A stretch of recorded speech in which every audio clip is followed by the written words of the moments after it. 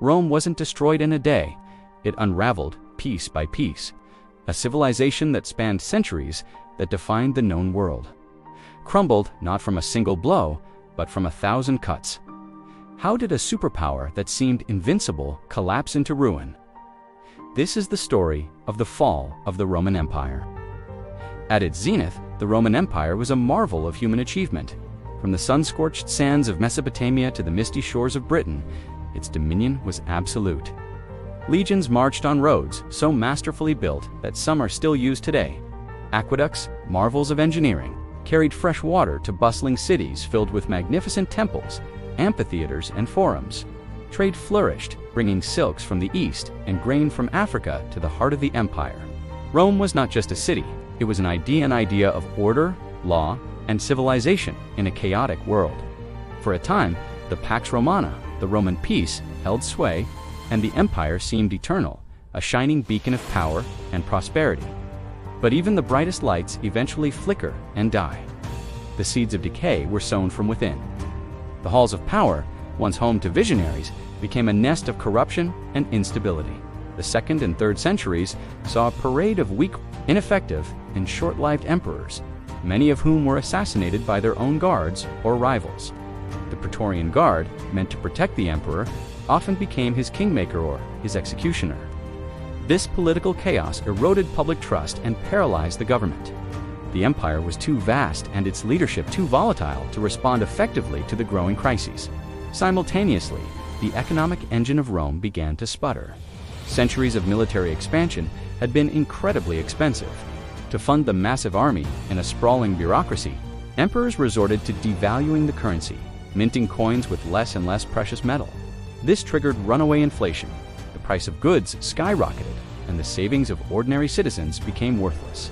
The traditional reliance on slave labor, which had fueled Rome's agricultural and industrial might, also became a weakness. As conquests slowed, the supply of new slaves dwindled. The large estates, the latifundia, struggled to find workers, leading to food shortages and a failing agricultural system. The gap between the fabulously wealthy elite and the impoverished masses grew ever wider, fueling social unrest. As Rome weakened internally, its enemies gathered at the gates. For centuries, the empire had held the barbarian tribes at bay, beyond its fortified frontiers, the limes. But now, these tribes were on the move, driven by climate change, internal conflicts, and the terrifying advance of the Huns from the east. Groups like the Goths, Vandals, and Franks pressed relentlessly against Rome's borders. The once mighty legions were stretched thin, demoralized, and increasingly filled with non-Roman mercenaries whose loyalty was often for sale. The terror of the tribes became a constant reality for those living on the frontiers. In 378 AD, at the Battle of Adrianople, a Roman army led by the Emperor Valens was utterly annihilated by the Goths. It was a catastrophic defeat, a signal to the world that Rome's defenses were breaking. The shield of the empire had cracked. The year 410 CE marked a turning point from which Rome would never recover. For the first time in 800 years, the city of Rome itself was breached and sacked, not by a rival army, but by the Visigoths under their king, Alaric. The psychological impact was immense. The eternal city, the sacred heart of the empire, had been violated. Though the Western Roman Empire would limp on for a few more decades, it was a shadow of its former self. Provinces were lost, the treasury was empty, and the government had little real authority. The final symbolic end came in for 76 AD.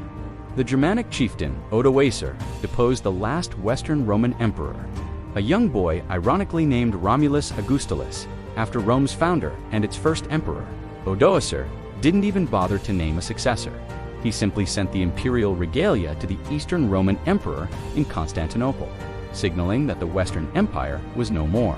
So why did Rome truly fall? There is no single answer. It was a perfect storm of systemic failures. The empire had become too vast to govern effectively from a single center. Its military, once its greatest strength, became an unsustainable financial burden. Decades of political instability created a leadership vacuum. Devastating plagues swept through the population, crippling the economy and the army. But perhaps most importantly, the very idea of being Roman began to lose its meaning. Citizenship had been extended so widely it became devalued. Local identities reasserted themselves. The loyalty and civic virtue that had built the empire had eroded, replaced by apathy and self-interest. The social glue that held this vast, diverse civilization together had finally dissolved. Yet Rome never truly died. While the West collapsed, the Eastern Roman Empire, which we now call the Byzantine Empire, thrived for another 1,000 years, preserving Roman law, culture, and knowledge. And in the West, Rome's legacy became the bedrock of a new world. The Latin language evolved into the Romance languages: French, Spanish, Italian.